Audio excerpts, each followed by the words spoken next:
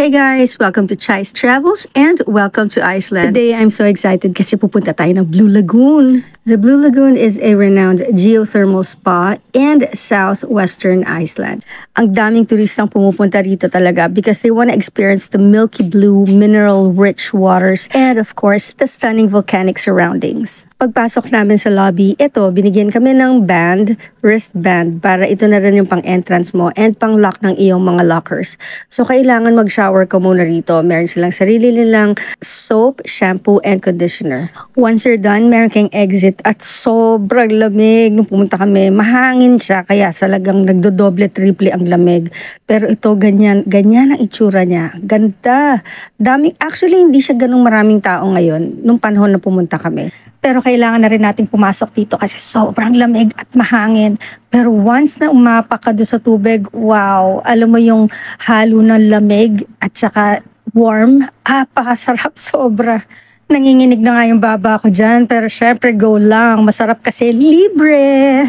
Turistang-turista, akala mo naman ako yung nagbayad. You have to tie your hair kasi masyadong harsh yung water. Yung buhok ko talagang binusog ko yan ng conditioner. The entrance fee is about 9,990 Icelandic kroner or about $72 or for the Philippine peso is about 4,000 pesos. May towel na yan, silica mud mask at the mask bar, and one drink of your choice. Pwede ka magstay mula umaga hanggang sa bago sila magsara. Alam ko na gagawin ko. Kuha tayo ng drink. Kasi may libre.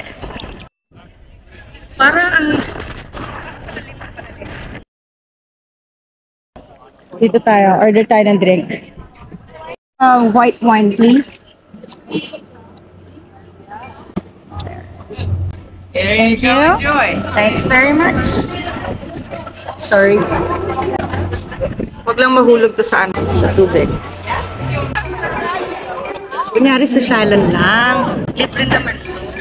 Kuha tayo ng mga mask. Yung tubig, paiba-iba yung lamig. I mean, yung init. Doon sa malapit sa box doon. Yun, ito sa Targaling. Mas warm siya. Ganda ng tubig.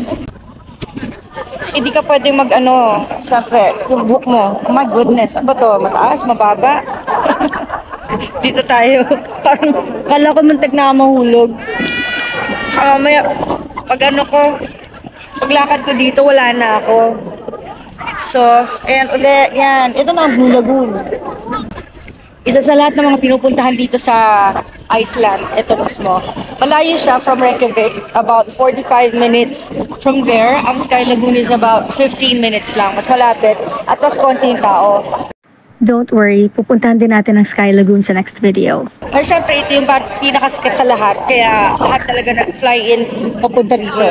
So, kahit sabihin mong malamig, panahon, nag-snow or something, ang tubig ay the same pa rin, ang temperature. So, malapit na tayo dun sa pilahan ng mga mud. Ayan, nakaabot na tayo dito sa mud mask bar. So, silica mud mask. Marami ring benefits to para sa skin. Siguro naman, pag ginamit ko to, gaganda na ako. Kasi daw, nakakatanggal daw ng dumi ng balat. Lilinisan niya to, tapos papalitin niya yung mga itsura ng pores mo, and pinoprotektahan yung iyong skin. Kaya naman, ang daming gusto gumamit nito. Okay, I think I am going to take off my mask. So, ito, Blue Lagoon. Sobrang happy ako. I will miss the Blue Lagoon. Parang bata lang na ayaw talaga umuwi. Kasi sobrang ganda talaga dito sa Blue Lagoon. Well, that's it for today's video. This has been Chai for Chai's Travels and siguradong marami pa tayong pupuntahan. See you again next time. Bye!